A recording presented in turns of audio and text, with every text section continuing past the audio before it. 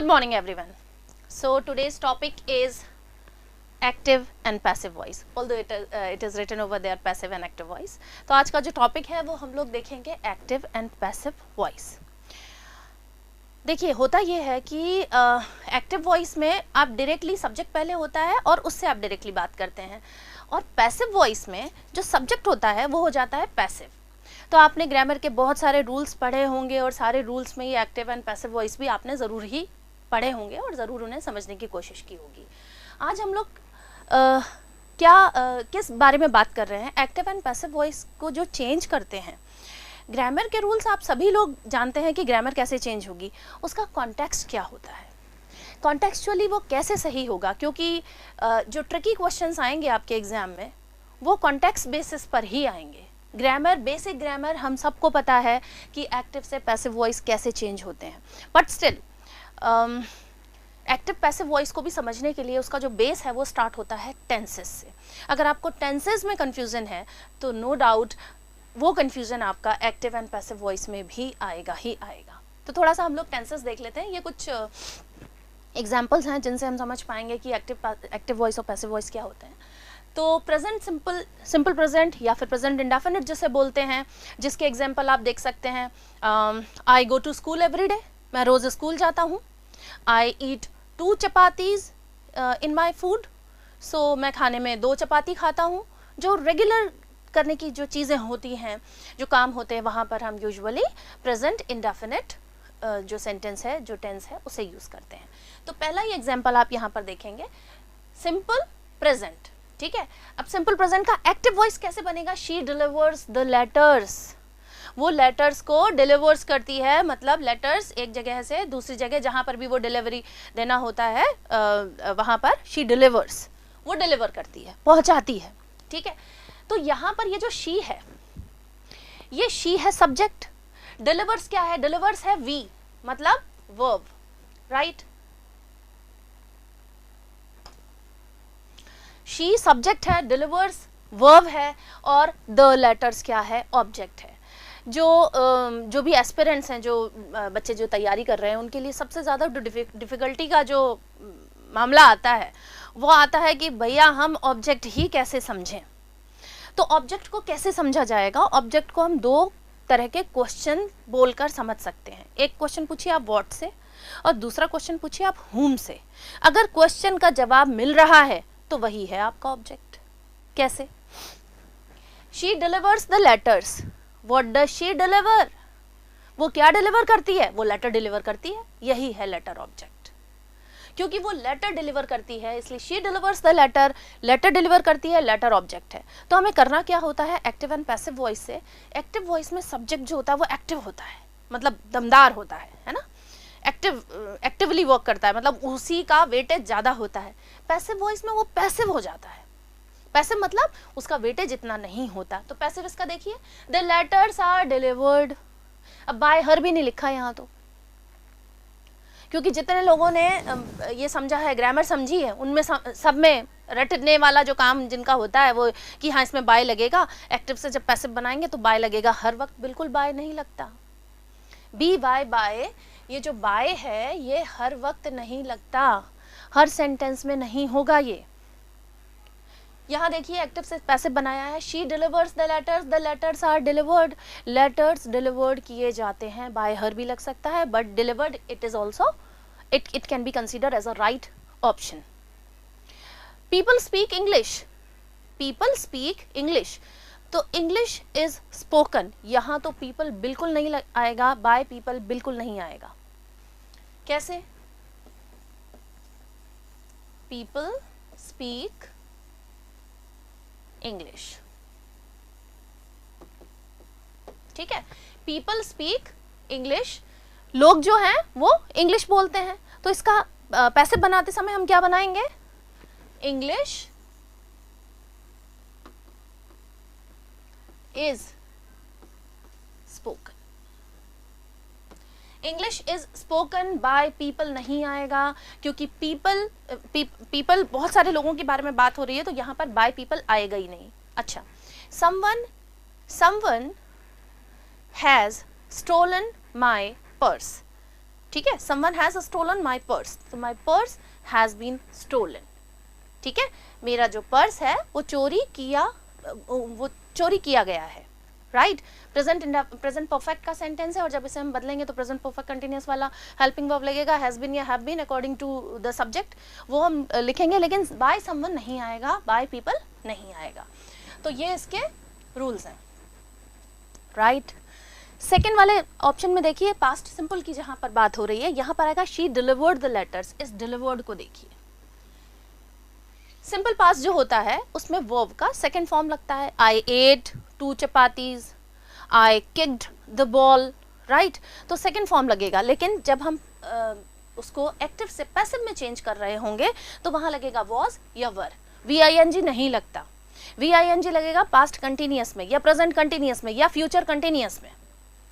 Simple present में is, M, are और verb का third form, past simple past में वॉज या वर और वर्ब का थर्ड फॉर्म, और उसी तरीके से सिंपल फ्यूचर में विल या शैल और वर्ब का थर्ड फॉर्म। ये तो रूल्स की कुछ बात हो रही है, ठीक है, ये कुछ रूल्स हैं, इनको सिंपली एक बार समझ लीजिए, देन हम लोग बात करेंगे कि क्वेश्चंस कैसे आते हैं एग्जाम में, और वो जो एग्जाम के जो क्वेश्चंस आते हैं उनका डिफिकल्टी लेवल क्या होता है और उन्हें हमें कैसे सॉल्व करना है।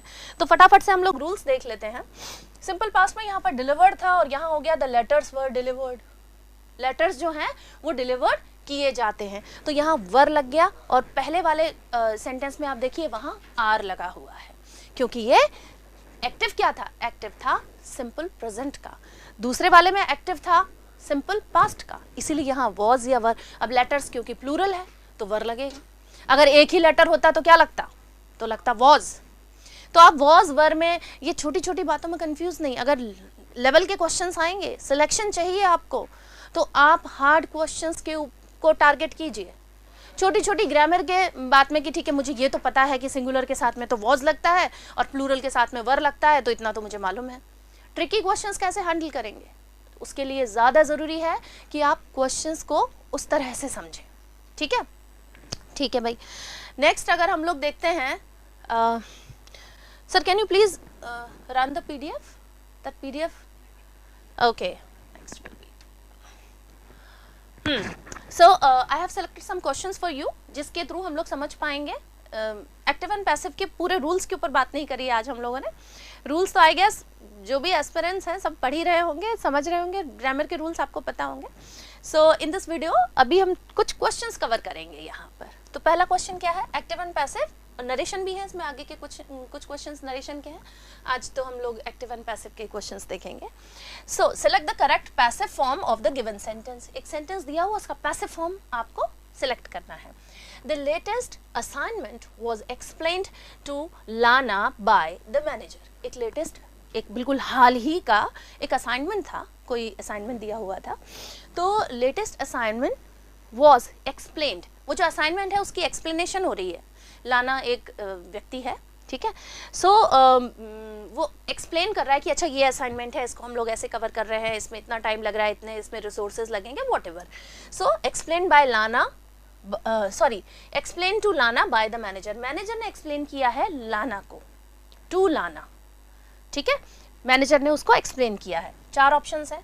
The latest assignment had explain, सबसे पहले आप देखिए वर्ब, ये वर्ब क्या है, तो वर्ब से आपको क्या समझ आएगा, सबसे पहले एक्टिव से पैसिव सॉल्व करते समय सबसे पहले हमें क्या देखना है, सेंटेंस कौन से टेंस का है, ठीक है, और सेंटेंस कौन सा है, मतलब सेंटेंस क्या इंटरोगेटिव है या असर्टिव है या ऑप्टेटिव है या इंपेरेटिव है, कैसा सेंटेंस है, राइट, उस सेंटेंस को हम लोग देखेंगे, और सेंटेंस कौन से टेंस का है। तो टेंस देखिए, इसमें वॉज से समझ आ गया कि भैया ये है पास्ट टेंस का, लेकिन कौन से पास्ट का, पास्ट तो 4 तरह के होते हैं, past indefinite, past continuous, past perfect और past perfect continuous.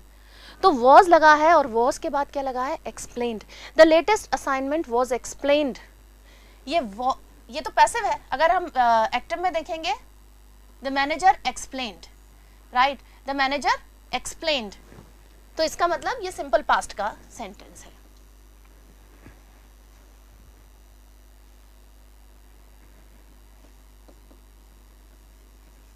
Simple past का सेंटेंस है क्योंकि एक्सप्लेन्ड आ रहा है, इसीलिए यहाँ पर अब क्योंकि एक्सप्लेन्ड लिखा हुआ है तो सिंपल पास्ट का सेंटेंस है, इसीलिए जब पैसिव में चेंज होगा तो हम उसके साथ में कौन सी हेल्पिंग वर्ब लगाएंगे?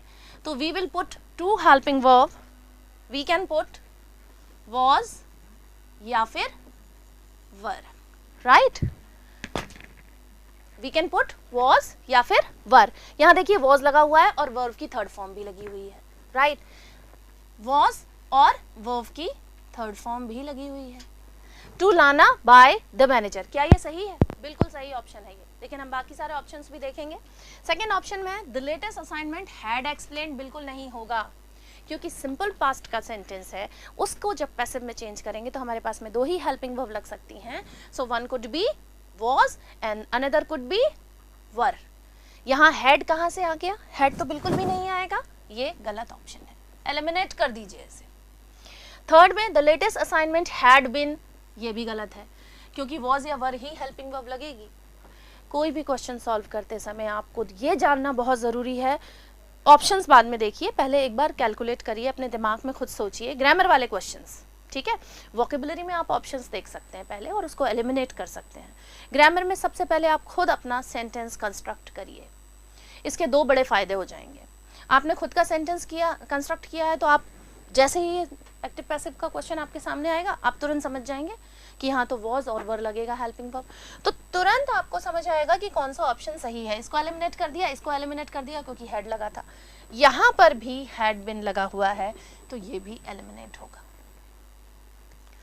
क्योंकि पास्ट सिंपल पास्ट का सेंटेंस था, इसीलिए केवल दो ही वर्ब लग सकती हैं, एक was या were. ये क्वेश्चन और ट्रिकी हो सकता था जब आपके पास में दो ऑप्शन, इस ऑप्शन में सेकंड ऑप्शन में अगर ये होता the latest assignment were explained to Lana by the manager, तो असाइनमेंट तो सिंगुलर था, वहाँ वर नहीं आ सकता था, इसीलिए वहाँ was हो जाता. लेकिन ये तीनों में तो हैड बिन और हैड एक्सप्लेन्ड, ये बिल्कुल गलत हैं ऑप्शन, और इसीलिए जो आंसर नंबर 1 है, the latest assignment was explain to Lana by the manager. This answer would be right answer, right? Second अगर हम लोग देखते हैं सेकेंड क्वेश्चन में,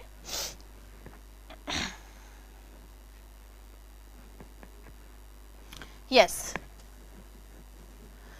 so the second question, it says the latest second question, select the option that express the given sentence in passive voice. और given sentence क्या है? Robin rolled the marble through a small plastic pipe. Robin एक व्यक्ति है और उसने क्या किया है?